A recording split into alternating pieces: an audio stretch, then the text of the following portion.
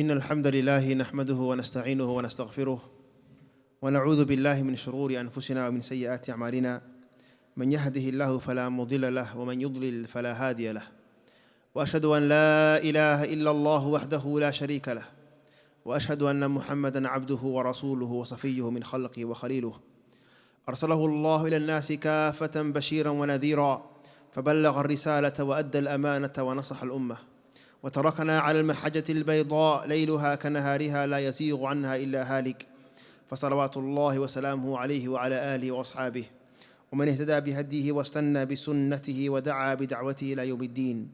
يا أيها الذين آمنوا اتقوا الله حق تقاته ولا تموتن إلا وأنتم مسلمون.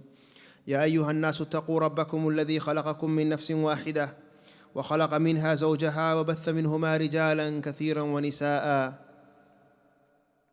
واتقوا الله الذي تساءلون به والأرحام إن الله كان عليكم رقيبا.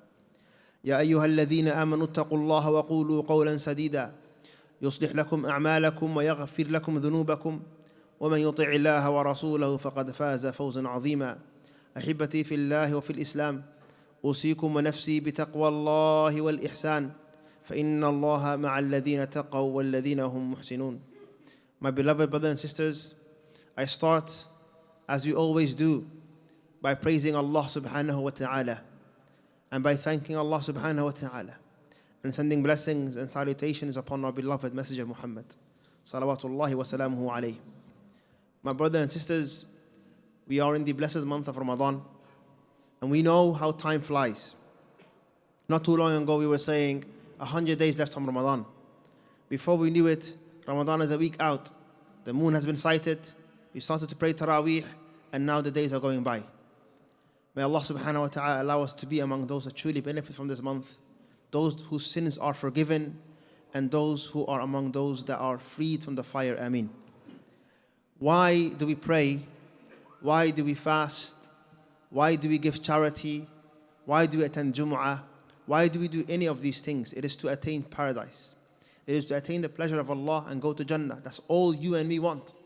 If we were given one wish, just one wish, each one of us would wish to be among those that are forgiven and go to Jannah. Rasulullah sallallahu alayhi wa sallam, when he was told us the thing that leads to Jannah the most, that which allows people entry into Jannah the most, you'd assume he would say many salahs, or fasting, or charity, or dutifulness to the parents, or a particular act of worship, or hajj. The Prophet ﷺ mentioned two things. He said these two things is what will lead you to, which will lead to Jannah the most for the people. It is taqwa Allah. Taqwa Allahi wa husnul khuluq. It is to have piety and be conscious of Allah subhanahu wa ta'ala and to have good character, good behavior. My brothers and sisters, our behavior can determine where we end up, in Jannah or Nar. And often we are wired as Muslims and worshippers to put a lot of effort into acts of worship, such as salah and fasting and recitation of the Quran and charity. But we do not pay enough attention to our behavior and to our character. How are we with others? Are we easygoing or are we difficult people? Do we forgive or do we never let go? Are we quick to anger and act upon our anger and have no control over our emotions? Do we cheat and do we lie? Do we deceive? Do we tell people something and then do the other something completely different? Do we break promises? What is our behavior like? How truthful are we? How honest are we? How trustworthy are we? How punctual are we? How forgiving are we? How patient are we? How grateful are we?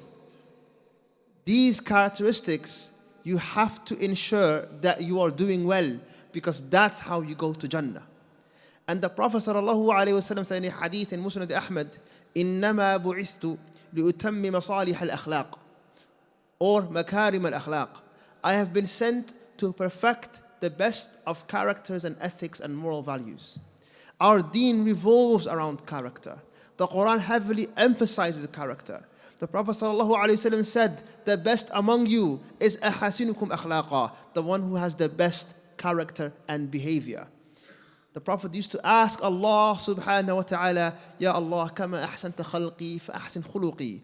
Just like you have beautified me and my existence and how I look, beautify my inner as well and my character. We have to focus on it. And this is not something that you're just born with and you cannot change. There's no such thing as, I get angry. It's just who I am. I am late sometimes. I'm just who I am. Sometimes I exaggerate. No. You can change these. Allah has given us the ability to change our behavior. Or else Allah would not have held us accountable for something we cannot change. Yes, inherently, each one of us, there are certain characteristics you have that Allah has put in you. And that is either your blessings or your challenge. But it does not mean you're not gonna work on yourself. There was a companion of the Prophet ﷺ. This happened the 9th year of the Hijrah. This was a beautiful year for the Muslims because it's known as the Amul Wufud. The Prophet ﷺ sent out invitations and many different tribes would come to the Prophet ﷺ, pledge their allegiance and accept Islam. It was a very beautiful thing at a time where Islam was at its heights. Many different delegations were coming to the Prophet ﷺ's Masjid and he was receiving them. One such delegation came, it was the tribe of Abdul Qais. They came from Bahrain. They traveled so much, eager to see the Prophet ﷺ. They traveled and traveled and traveled until they arrived in Medina. And they want to go see the messenger of Muhammad sallallahu alaihi wasallam. Before that, between them were only letters. And the Prophet ﷺ sent people that would teach them, but they haven't met the messenger yet.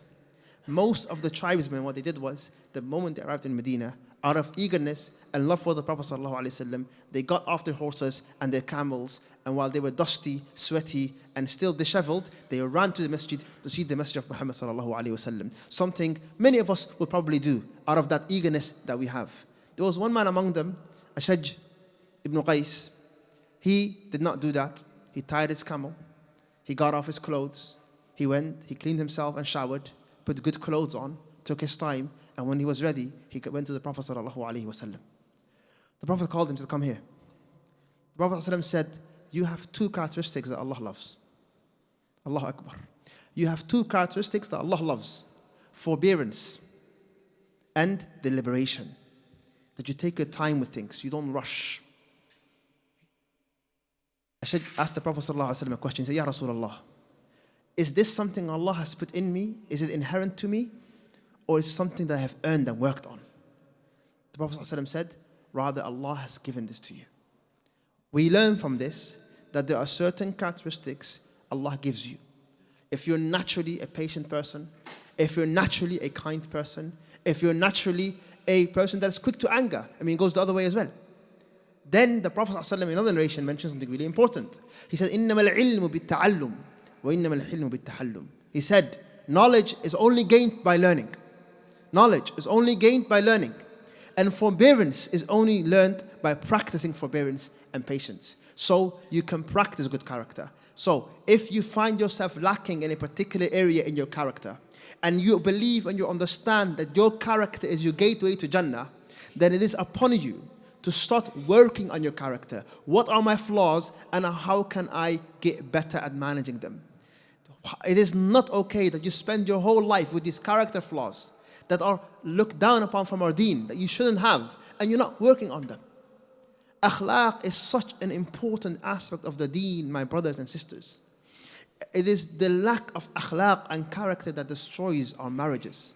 It is the lack of akhlaq and character that destroys employment opportunities and working together. It is the lack of akhlaq that creates enmity instead of brotherhood. It is the lack of akhlaq that destroys the image of Islam. It is the lack of akhlaq and character that we have that many people are turned away from becoming Muslim because we behave in a way unbefitting of a Muslim. And we have to change that. We have to live up to the character of the Prophet ﷺ. Allah tells our Prophet Muhammad ﷺ, وَلَوْ كُنْتَ فَضًّا غَلِيظَ الْقَلْبِ لَانْفَضُّوا مِنْ حَوْلِكَ. If you were someone that was harsh, if you're someone that was difficult, then if you were someone who is not approachable, then they would have ran away from you. The Prophet's da'wah would not have succeeded, rather it would have failed if he wasn't such a beautiful person in character. If he wasn't, and the same goes for you as parents. The way you treat your children matters. The way they view you matters. As wives and husbands, the way you view each other matters. Change your character. Work on yourself. Be truthful, don't lie. Be forgiving, don't hold on to grudges. Be easygoing, let things go. Practice taghaful. Taghaful is when you see something that is wrong and you want to address it, but you let it go. You let it go. You don't nitpick. You don't be difficult. You don't assume the worst of people. You don't argue. We have all of these list of things that we do on a regular basis that we shouldn't be doing. The Prophet ﷺ said, I promise a house in the middle of Jannah for the one who leaves off arguing even when he's right. Knowing that you can literally earn Jannah by just walking away. But no, I have to make my point. I have to make my point. Knowing that there is so much we have to work on. And subhanAllah, my brothers and sisters, our instinct usually is, and there's a good instinct, that we work on our salah. We work on our hajj. We go on courses, how to make our hajj, how to pray our salah. We want to learn, but we do not put enough emphasis on our akhlaq. And look how much emphasis Allah subhanahu wa ta'ala put it in when Allah was praising our Prophet sallallahu alayhi wa sallam. وَإِنَّكَ لَعَلَى خُلُقٍ عَظِيمٍ. Indeed, you're upon a great form of character. The Prophet sallallahu alayhi wa sallam had the loftiest and the most amazing akhlaq. That's why people gravitated towards him, sallallahu alayhi wa sallam. Do we want our da'wah to be successful? Then we need to change our behavior. How is it acceptable, my beloved brothers and sisters, that the areas that we Muslims live in, and I appreciate it's not all our fault, and sometimes there are other external circumstances, but there is some blame to go around. How is it that when we eat, we leave dirt behind, a trail of dirt behind, and we have no care in the world? And then we have the other residents of this country that aren't Muslim looking at them saying, look what's wrong with these people. Why are they littering? Why are they doing this? Why are they doing that? We have to take responsibility. Why are we not taking the character of the Prophet ﷺ and living by it? Do you think the Prophet ﷺ would behave the way some of us behave? With our family, with our friends, with our businesses, with anything. And let's go back to the statement earlier. That which allows people to enter Jannah the most is good behavior, is good character. If that is not enough motivation for us to start auditing ourselves and asking ourselves, what is it that I can change about my akhlaq? And start working on it. Each one of us will have a list. Each one of us will have a list. I need to work on 1, 2, 3, 4, 5, 6. Work on it. Remember the statement of the Prophet ﷺ, إِنَّمَا الْعِلْمُ بِالتَّعَلُّمِ وَإِنَّمَا الْحِلْمُ بِالتَّحَلُّمِ. That knowledge is gained by learning and forbearance is gained by practicing.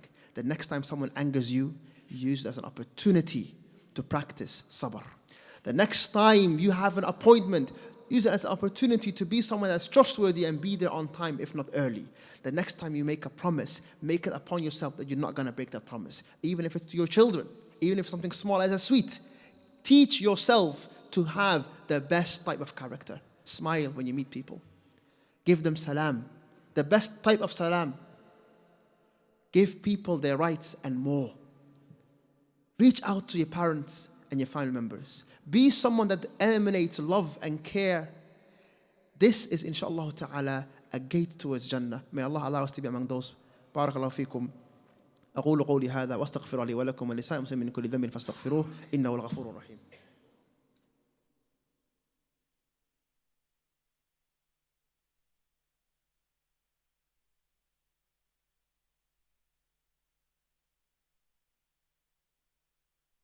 Alhamdulillah wa salatu wa salamu ala rasulillah. My beloved brothers and sisters, as we were speaking about the concept of akhlaq, we are in the month of Ramadan. And there are certain statements made by Allah subhanahu wa ta'ala in divine narrations and by the Prophet sallallahu alayhi wasallam about fasting and how the one who is sinning during his fast. And the Prophet specifically mentions the one who does qawlu zur wa shahatu zur. Qawlu zur is that you lie. You lie and you testify or you become a witness of something that you were not there for, and it's easy for you to just lie. Or you fall into sin. then that you have no reward for your fast. وَكَمْ مِنْ صَائِهِمْ حَظُّهُ مِنَ الصِّيَامِ الْجُوعُ وَالْعَطْشِ. And how many people are fasting and all they gain from their fast is thirst and hunger. So you learn here that you can damage your fast with your behavior. The Prophet also told us sallallahu alaihi wasallam that if someone insults you while you're fasting, then tell them that you're fasting. Say inni sa'im. Say inni sa'im. Do not engage.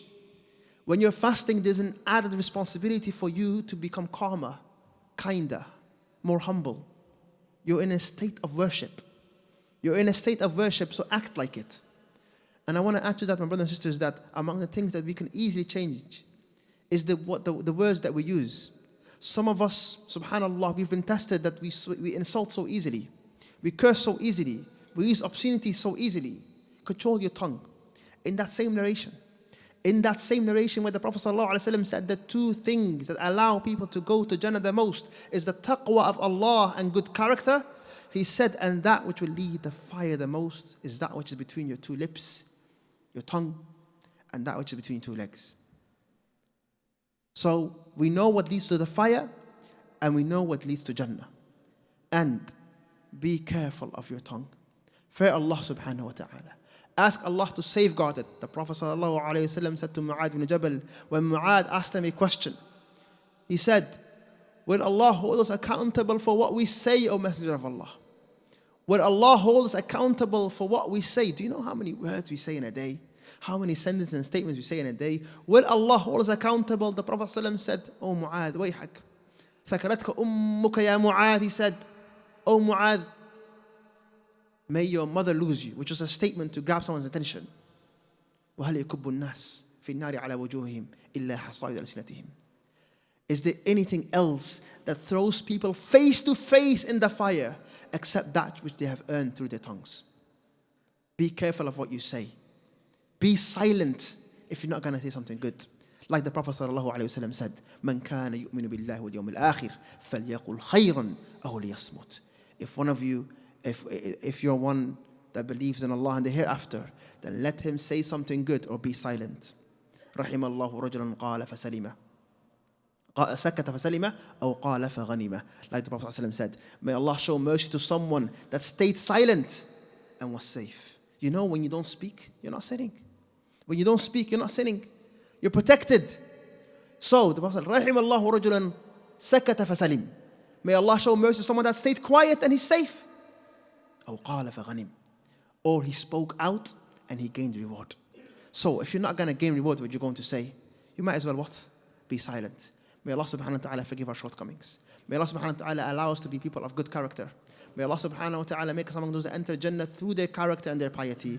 And may Allah subhanahu wa ta'ala protect us from sin and shortcomings. صلوا على نبيكم كما أمركم الله تعالى حيث قال إن الله وملائكته يصلون على النبي يا أيها الذين آمنوا صلوا عليه وسلموا تسليما اللهم صل على محمد وعلى آل محمد كما صليت على إبراهيم وعلى آل إبراهيم إنك حميد مجيد وارض اللهم عن خلفاء الأربعة أبي بكر وعمر وعثمان وعلي وعن سائر الصحابة والتابعين ومن تبعهم بإحسان إلى يوم الدين اللهم لا تفرق جمعنا هذا إلا بذنب مغفور وسعي مشكور وعمل متقبل مبرور اللهم حبب إلينا الإيمان وزينه في قلوبنا وكره إلينا الكفر والفسوق والعصيان وجعلنا من الراشدين وآخر دعوانا أن الحمد لله رب العالمين وأقم الصلاة.